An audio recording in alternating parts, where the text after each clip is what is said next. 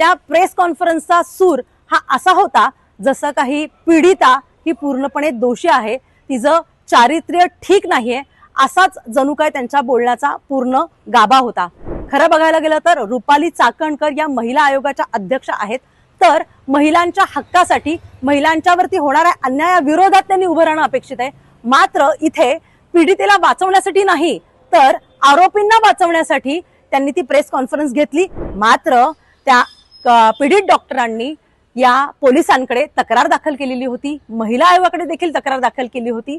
मग अशा पद्धतीने नवीन मुद्दा मांडून या सगळ्या प्रकरणाला वेगळं वळण देण्याचं कारणच काय?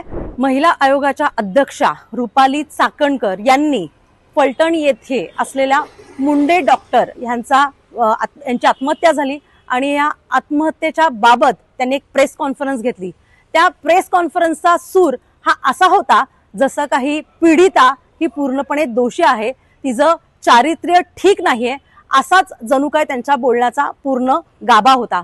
खरं बघायला गेलं तर रुपाली चाकणकर या महिला आयोगाच्या अध्यक्ष आहेत, तर महिलांच्या हक्कासाठी महिलांच्यावरती होणाऱ्या अन्यायाविरोधात त्यांनी उभं राहणं अपेक्षित आहे।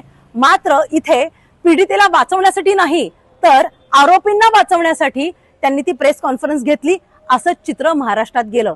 आज महाराष्ट्रातल्या तमाम महिलांचा महिला आयोगावरून विश्वास उडालेला आहे आणि याला जबाबदार कोण? याला जबाबदार स्वतः महिला आयोगाच्या अध्यक्षा रुपाली चाकणकर आहेत। कारण यापूर्वी सुद्धा गाडे प्रकरण असेल, जे स्वारगेट येथे बलात्कार प्रकरण घडलं, त्यानंतर तनिषा भिसे प्रकरण असेल, पुण्यामधलं हगवणे प्रकरण असेल, यामध्ये सुद्धा मृत पावलेल्या प्रत्येक पीडित महिलेचं चारित्र्य हननच केलं जातं आणि हे जर असंच होणार असेल तर पीडितेला न्याय मिळणार कसा? कारण चारित्र्य हनन करणं खूप सोपं आहे, तेही मेलेल्या व्यक्तीचं, कारण ती तिथे जिवंतच नाहीये स्वतःला सिद्ध करण्यासाठी आपण निर्दोष आहोत हे सांगण्यासाठी। मात्र अशा वेळी रुपाली चाकणकर या पक्षातल्या लोकांना किंवा इतर पक्षातल्या लोकांना संरक्षण देण्याचं काम या माध्यमातून करतात आणि त्यासाठीच त्या महिला आयोगाच्या पदावरती बसलेल्या आहेत। रुपाली चाकणकर एकीकडे सांगतात की लक्ष्मीपूजनच्या दिवशी ही मुलगी लॉजवर कशी काय होती हे बोलून त्यांनी पूर्णपणे त्या मुलीचं चारित्र्य हनन केलेलं आहे। यामध्ये सरळ सरळ त्यांचा आरोपच आहे की लक्ष्मीपूजनच्या दिवशी ती लॉजवर कशी काय, आणि एक कमिटी असते जिथे कामाच्या ठिकाणी ती नेमली जाते, त्या कमिटीकडे हिनी तक्रार दाखल केली नाही, हाही एक नव्याने मुद्दा त्यांनी उपस्थित केला। मात्र त्या पीडित डॉक्टरांनी या पोलिसांकडे तक्रार दाखल केलेली होती, महिला आयोगाकडे देखील तक्रार दाखल केली होती। मग अशा पद्धतीने नवीन मुद्दा मांडून या सगळ्या प्रकरणाला वेगळं वळण देण्याचं कारणच काय हा प्रश्न रुपाली चाकणकर यांना आहे। रुपाली चाकणकर, तुम्ही स्वतः सुद्धा एक स्त्री आहात, तर थोड्या तरी संवेदना शिल्लक ठेवा। प्रत्येक वेळी तुम्ही महिलांच्याच केसेसमध्ये महिलांच्या विरोधातच भूमिका का घेता? हाच प्रश्न आज सगळ्या महाराष्ट्रातल्या माता भगिनींना पडलेला आहे।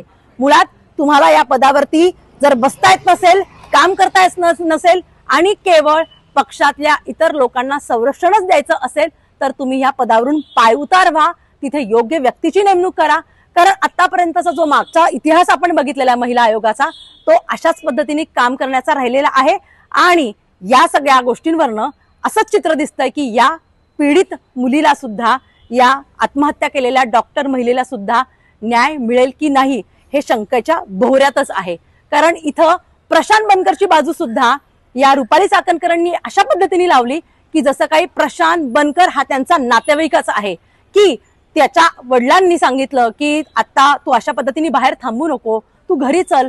एवढ्या डिटेल मधल्या माहित्या तुम्ही सार्वजनिकरित्या कशा काय करू शकता?